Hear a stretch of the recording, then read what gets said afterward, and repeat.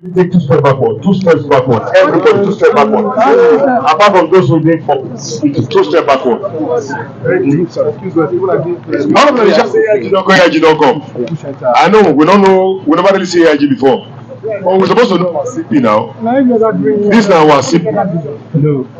Monday at Monica. His name resembles my own name. So let's go.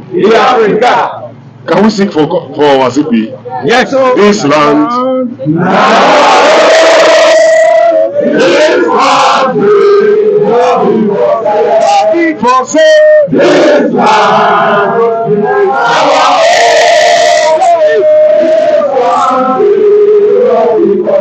Every for say this land. This country. Isso letro. Three goes up for CP.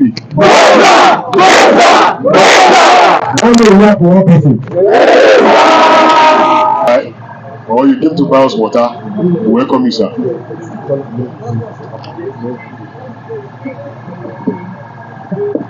Good morning, all. Good morning, sir. I think we are still in the morning. Yes, sir. Okay, that's good. I am happy that you are going about this very peacefully. And I'm also happy that you took the advice that we gave you, that we should be careful not to allow this to be hijacked by hoodlums. We have a lot of experience where people come out, they want to exercise their rights. At the end of the day, hoodlums come and they hijack it. So we will do all we can to ensure that you have a peaceful exercise.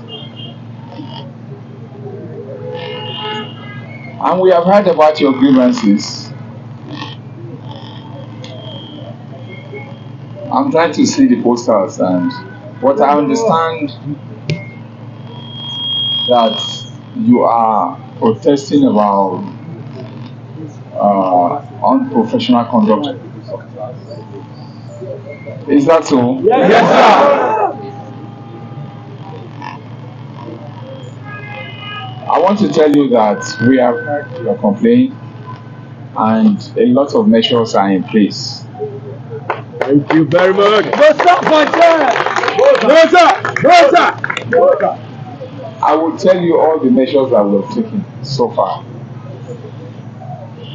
We understand that you complain about the men that are on the road conducting stop and search.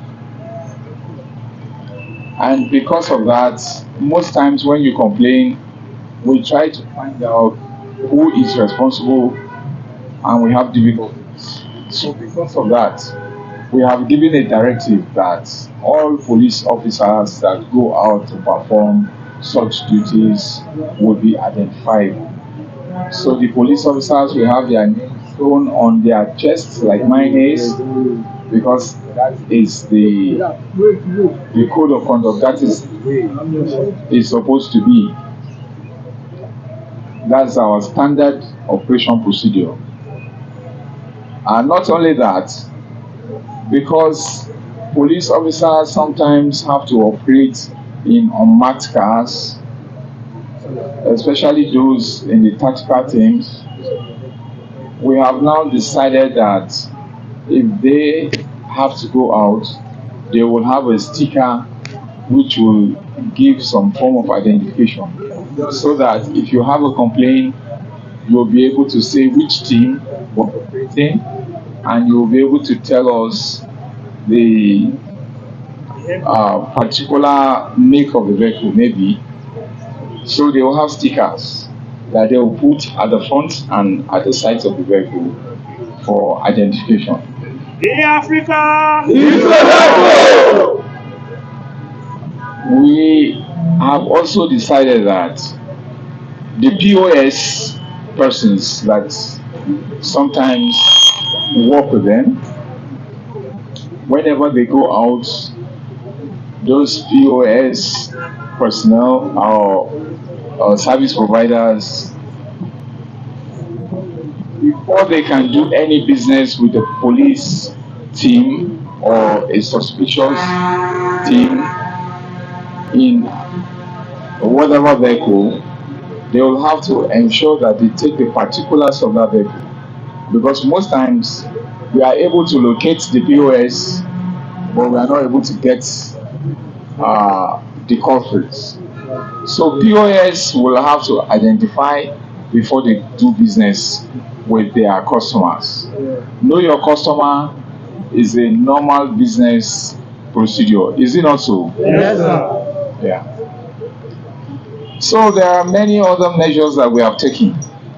For instance, my telephone number, my own telephone number, not the general number you drop for distress calls.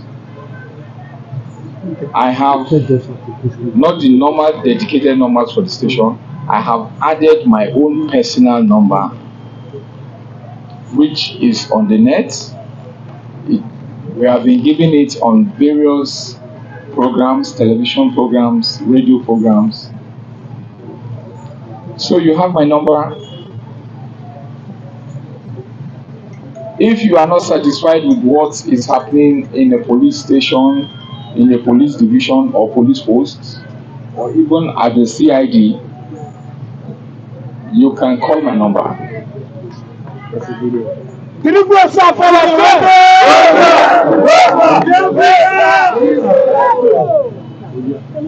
But in order to reduce protocols, we have also directed that our DPOs, the police officers in charge of the police divisions, will write their numbers very boldly on the outer walls of their police stations. And I'm sure you have noticed those numbers.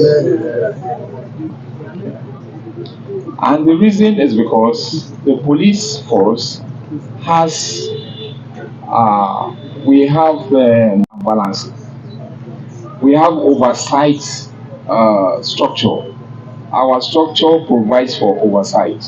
That is why we have police posts, we have the police divisional headquarters, we also have the area commands, then we have the state commands, then we have the zonal commands, and then we have the force headquarters. So what it means is that if you are not satisfied with what the police post does, you can go to the divisional headquarters. If you are not the divisional headquarters, you go to the area commander. If you are not happy with the area commander, because area commander cannot come and say he's all almighty. So you can go to the commissioner of police. The commissioner of police too cannot say he's all and all in Edo. So you go to the zonal headquarters, and you are lucky in Edo State that the zonal headquarters is in Benin. So you don't have to travel to Delta or somewhere other place before you get the AIG in charge of the zone. Then if you are not happy with the AIG, you can go to the IG, so that nobody is above the law.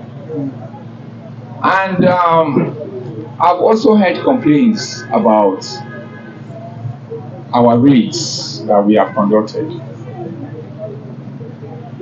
I want to take the pains to explain a lot of things to you, because some youths came out on Friday for a similar protest. But by the time I had finished explaining our operations to them, they all folded their placards and they called off the protest. So I want you to listen carefully to this. When I got to Edo State on the 8th of April, precisely, about 5 weeks ago, you will agree with me, at that time you had a serious problem. In Benin City, we had the problem of cultism. We had the problem of cultism, which was a problem for everybody except the cultists. And of course, I know the people gathered here today are not cultists. Thank you, sir. Or are you cultists? Yeah. Who get the land? Now we get the land. Who get the land? Now we get the land. No. You are not going to the exit close. I don't know. So, you see, when I got to Edo, I discovered there was a problem of cultism in Benin City. Cultists killing cultists. They were shooting freely, and that was not acceptable. His Excellency, the governor, made it very clear that it was not acceptable. Not only that, the Inspector General of Police too made it very clear that that was not acceptable. So there was no way I could sit back and allow youths to be killing them in a place where I was supposed to ensure security and safety, because that is my mandate constitutionally. So I went to work. Let me tell you the strategies that we put in place step by step. And if you have been in Edo, and if you have been in Benin City, you will have seen those strategies and you will have felt it. And I want you to listen carefully.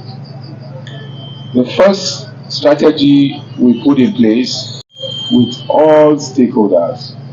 I'm very sure that some of you here were part of this engagement. I engaged with the press. I was at the national, the press center, that is Union NUJ. I spoke with them. I also engaged with civil society, where I gave specific tasks to all the different civil society organizations that were present, and very well impressed that Edo has a wide range of civil society organizations.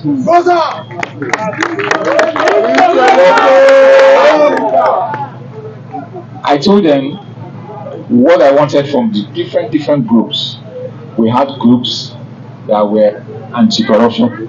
I told them they should help us to watch our system, our operations, and if there are any places where they have complaints, let us have the complaints so we can rectify quickly, or we can address it quickly. Like the strategies I gave you about your complaint, we cannot work on it alone. We said they should have their name tags, they should have stickers. We expect feedback from you. If you find vehicles that don't have stickers, you have to let us know so that we can bring them to order. Because while I'm sitting in the office, I wouldn't know when they're on the roads whether their stickers are there or not. So it is something that requires us working together, the police and the civil society and the youth and all the citizens. So I engage with different groups. I engage with the leaders of the communities. I engage with the government. I engage with everybody. And at the end of the day, I had a fair idea of what the concerns of the people were. And one of those concerns was the frequent killings and the cultism and of course kidnapping in some areas. So I got to work.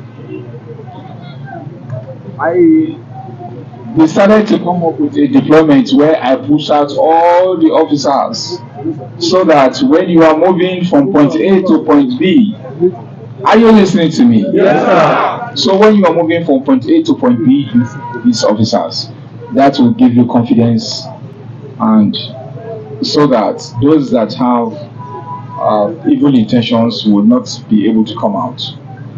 And I know it works to an extent, but the killings continued, cultism continued in Benin City, and of course, I am a hardcore professional police officer with 33 years of experience.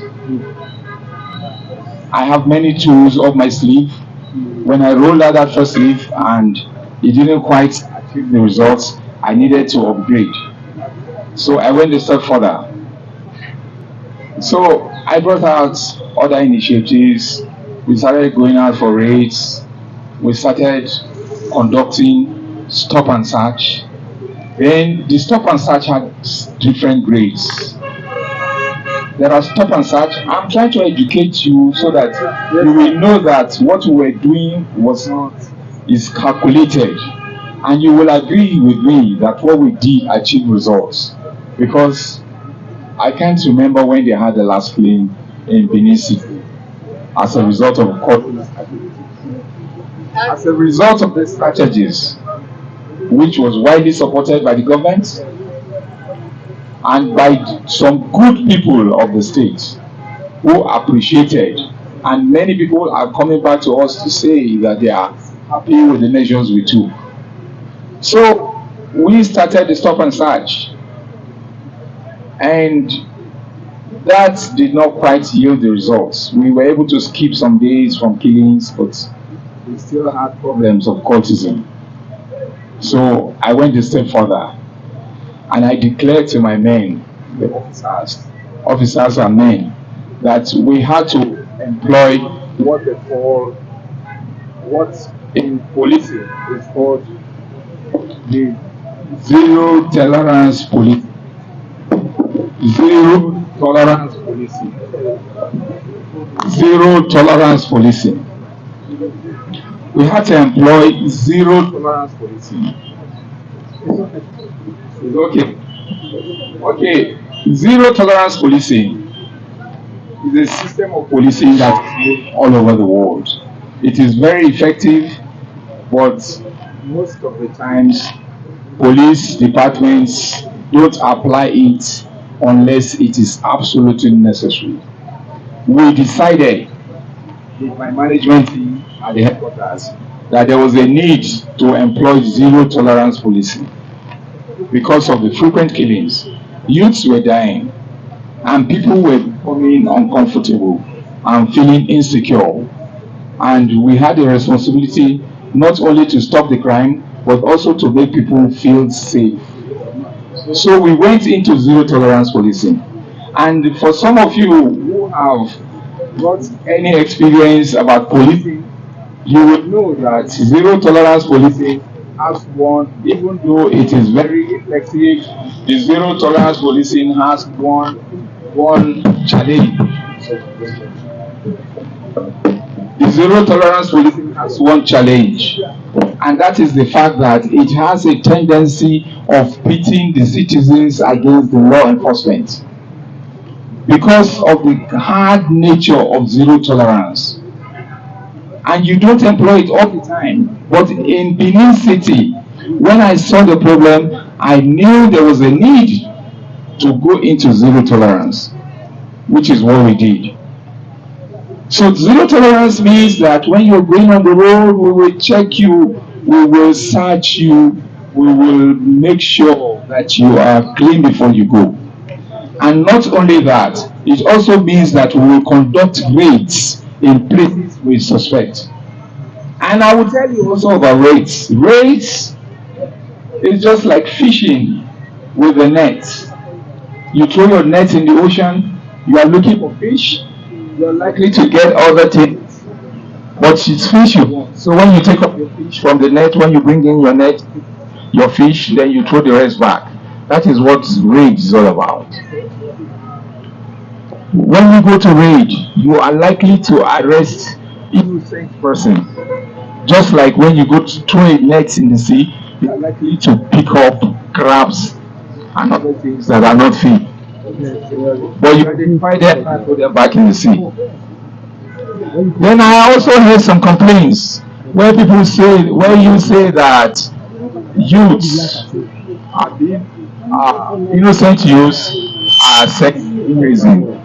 There is no way the police can be faulted for anybody going to.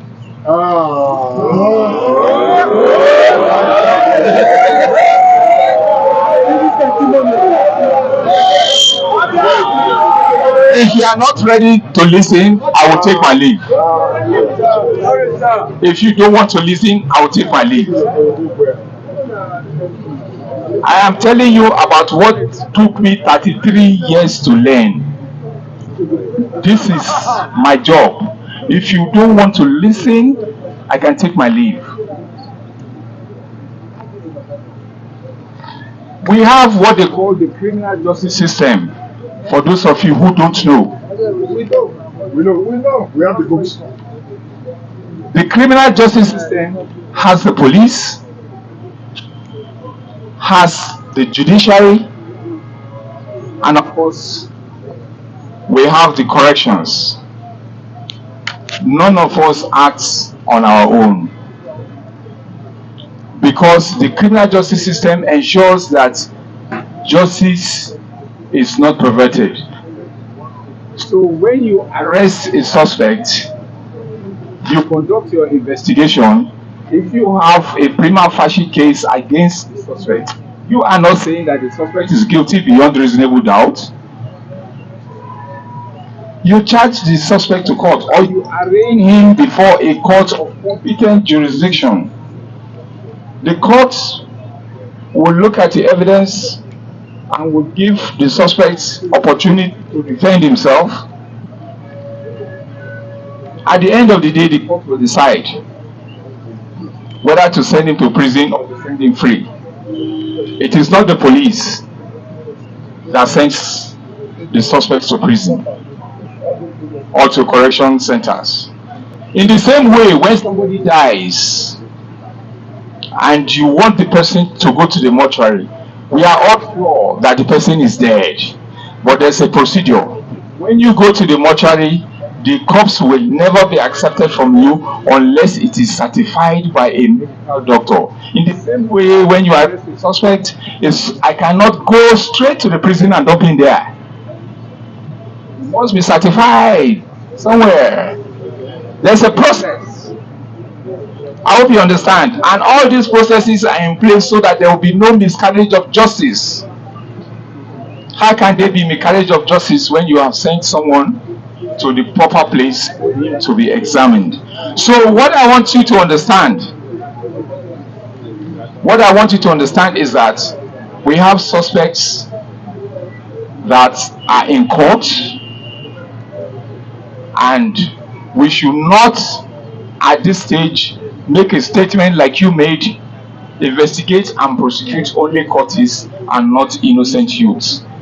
I think that statement is addressing an issue that is before a court of competent jurisdiction, which is against normal practice. So we should not make statements. Let us wait for the courts to finish with those cases.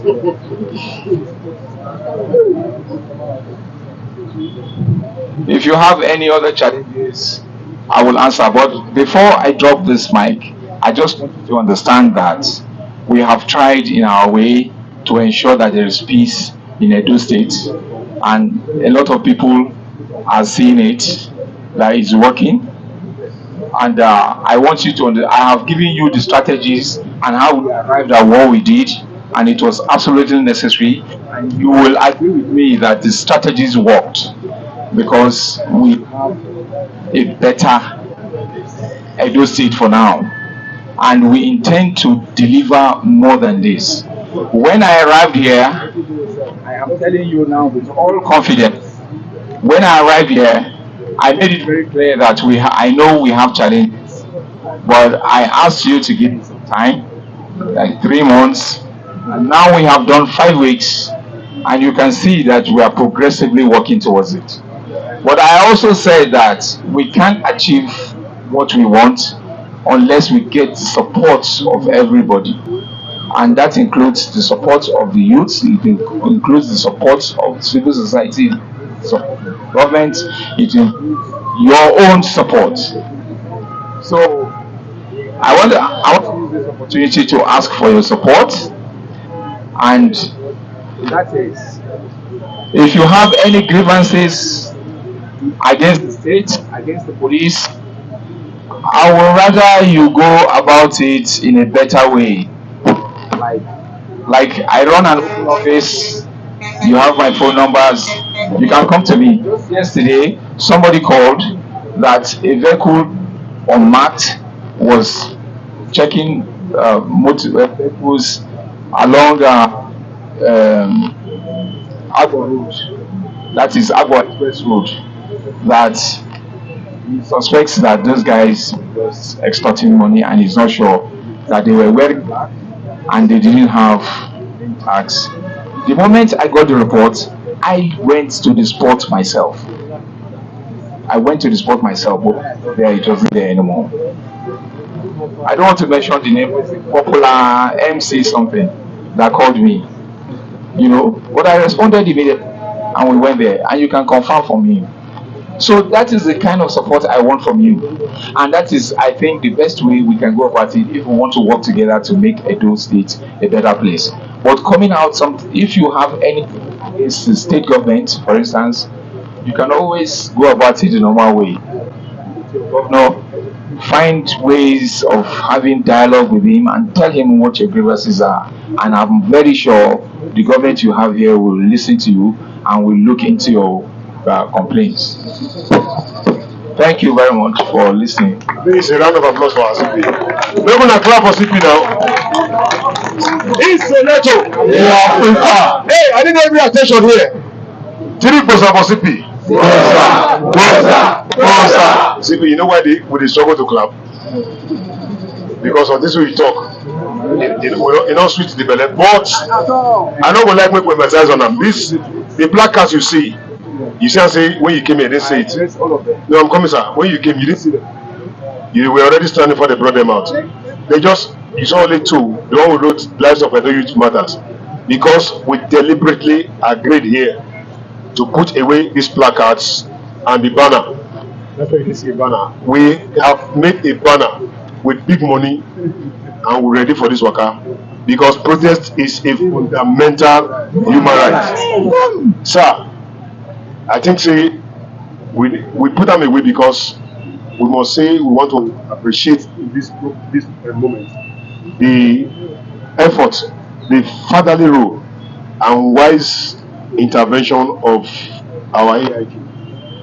Now that we will consider, sir.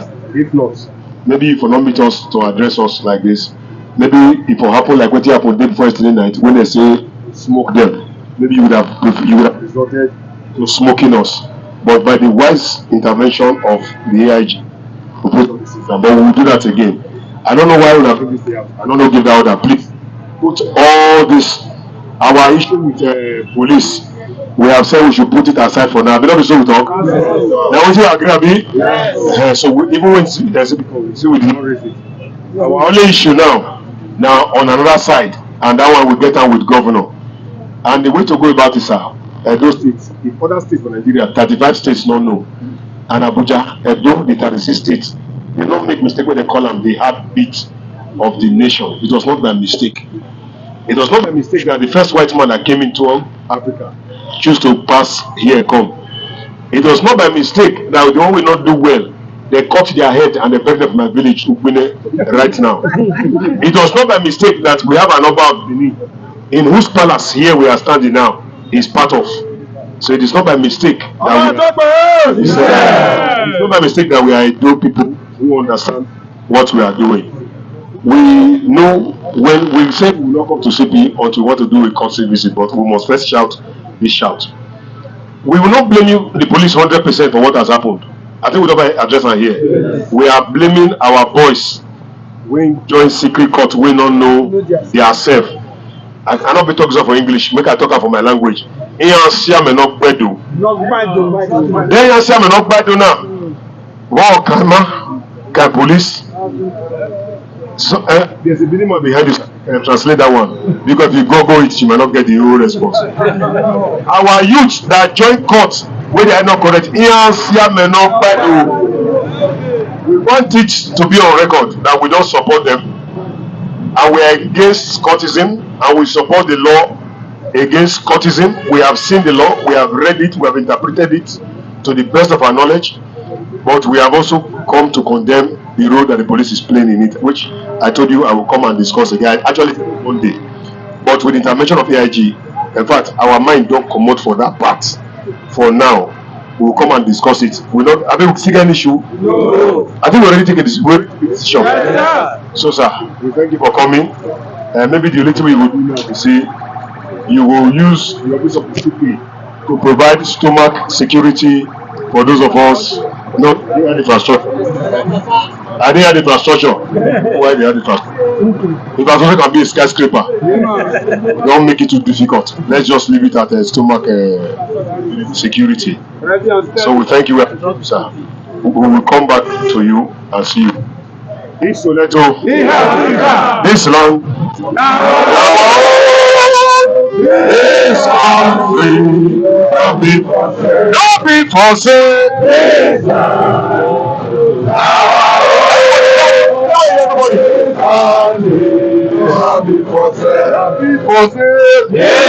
Justice.